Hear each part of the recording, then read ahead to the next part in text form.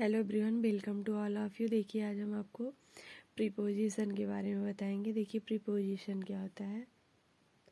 देखिए वो है सभी प्रीपोजिशन मतलब संबंध बोधक। ये वह शब्द होते हैं जो संज्ञा और सर्वनाम से पहले प्रयुक्त होकर उसका संबोधन किसी अन्य संज्ञा या सर्वनाम से प्रकट करें तो उनको क्या कहते हैं, संबंध बोधक। देखिए a preposition is a word which is placed before a noun और a pronoun is show the relation to any other noun और प्रोनाउन इन द सेंटेंस। जैसे इसमें देखिए बाई, टू, ऑन, नियर, ये सब क्या है, प्रीपोजिशन। जैसे देखिए उपर्युक्त वाक्यों में बाई द्वारा ब्रदर तथा कार का संबंध, टू द्वारा आई तथा मार्केट का संबंध, ऑन द्वारा डॉग तथा ब्रिज का संबंध, नियर द्वारा मोहित तथा गेट का संबंध दर्शाया गया। अतः बाई, टू, ऑन, नियर सभी प्रीपोजिशन है। मुख्य प्रीपोजिशन निम्नलिखित हैं। देखिए कौन कौन से, over, since, to, through, under, up, upon, with, without, between, behind, below, down, for, from, in, into, near, on, off, at, after, above, among, against, across, by, before, ये सब आपके क्या है, प्रीपोजिशन है। देखिए क्या होता है एट का अर्थ। सबसे पहला देखिए प्रीपोजिशन एट का अर्थ मतलब कि हम बताएंगे किसका यूज कहाँ किया जाता है। एट का अर्थ क्या होता है, में या पर होता है। एट का प्रयोग छोटे गांव या नगरों के नाम से पूर्व होता है या निश्चित समय से पूर्व या किसी निश्चित वस्तु या लक्ष्य को प्रकट करने के लिए होता है। जैसे he lives at Dashna, sun rises at 6:30, ये होता है मतलब निश्चित के लिए एट का यूज किया जाता है। नेक्स्ट देखिए इन का यूज कहाँ किया जाता है। इन का अर्थ होता है में या अंदर या बड़े नगरों, देशों या मोहल्लों के नाम से पूर्व समय की अवधि बताने के लिए जब कोई वस्तु पहले से किसी वस्तु के अंदर होती है। जैसे I live in India, they will return in 2 weeks, he was present in the room. Next है आपका थर्ड इनटू। इनटू का अर्थ देखिए, इन का अर्थ में अंदर होता है, इनटू का अर्थ होता है में या अंदर। इसका प्रयोग बाहर से अंदर जाने के लिए के भाव में होता है। जैसे he fails into A well. ठीक है। ऑन का अर्थ पर या ऊपर होता है जबकि वह वस्तु स्थिर हो। A cat is on the mat मतलब मैट स्थिर है आपका।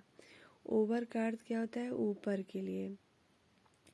इनमें दोनों वस्तुएं एक दूसरे को छूती नहीं हैं। जैसे mosquitoes were flying over my head. उसके बाद नेक्स्ट क्या है आपका, अपॉन है।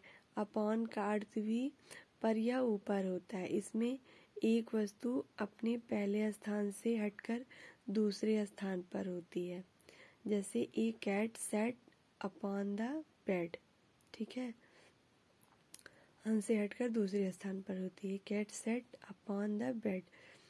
नेक्स्ट क्या है आपका, अंडर का अर्थ नीचे होता है। इसमें दोनों वस्तुएं एक दूसरे को छूती नहीं है। किसमें किसमें नहीं छूती हैं आपकी वस्तुएं, ओवर में और अंडर में एक दूसरे को छूती नहीं है। उसके बाद देखिए आपका अंडर का एग्जाम्पल क्या है, a river is flowing under the bridge. ठीक है। उसके बाद नेक्स्ट क्या है आपका, बाई। बाई का अर्थ द्वारा होता है। इसका प्रयोग उस वस्तु के पूर्व होता है जिसे साधन के रूप में प्रयोग करें या समय की निश्चित अवधि में तक के लिए होता है। जैसे a rich man travels by a car, he will reach here by 9 o'clock। Next क्या है आपका, विथ है।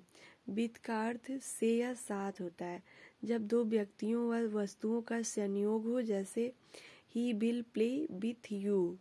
ठीक है, ये हो गया आपका। उसके बाद फ्रॉम का अर्थ भी से है। इसमें दो व्यक्तियों या वस्तुओं का वियोग होता है अर्थात एक दूसरे से अलग होते हैं। जैसे he will take farewell from us, a dog falls from the roof. और नियर का अर्थ होता है निकट। His house is near the station. ठीक है, ये हो गया। देखिए बिहाइंड का अर्थ होता है पीछे। He is playing behind the house. Since तथा फॉर दोनों का अर्थ से है, किंतु सिंस का प्रयोग निश्चित समय से पूर्व तथा फॉर का प्रयोग अनिश्चित समय से पूर्व होता है। जैसे he has been playing since 5 o'clock, he has been playing for 2 hours। Next क्या है आपका, बिटवीन तथा एमंग दोनों के अर्थ में है, किंतु बिटवीन का प्रयोग दो व्यक्तियों के लिए तथा एमंग का प्रयोग दो से अधिक व्यक्तियों के लिए होता है। जैसे distribute these pens between Rita and Sita, distribute these pens among the girls.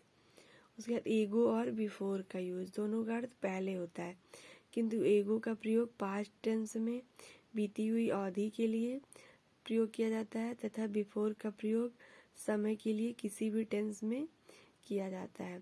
He got married 2 years ago, he will comes here before 2 hours।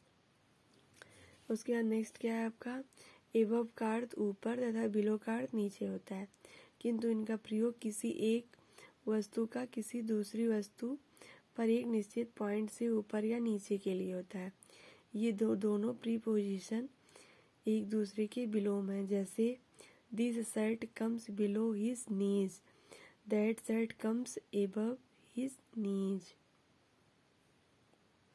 देखिए टू का अर्थ को है, इसे किसी व्यक्ति या स्थान की ओर संकेत करने के लिए प्रयोग किया जाता है। जैसे he is going to school, he sent his son to me. देखिए आफ्टर का अर्थ बाद या पीछे है, इसका प्रयोग या तो समय के लिए किया जाता है या कोई व्यक्ति या व्यक्ति दूसरे के पीछे गतिशील हो।